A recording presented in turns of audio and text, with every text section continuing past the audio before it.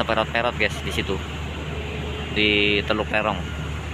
Nah mereka terperot-perot di situ pasti.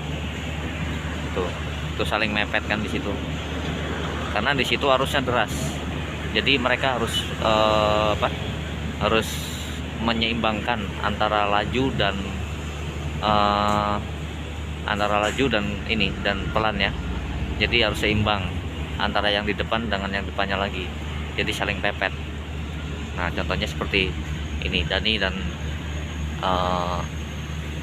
Tanjung Rupat, mereka juga sama seperti itu, saling menyeimbangkan supaya tidak terjadi gesekan atau crash. Jadi seperti itu.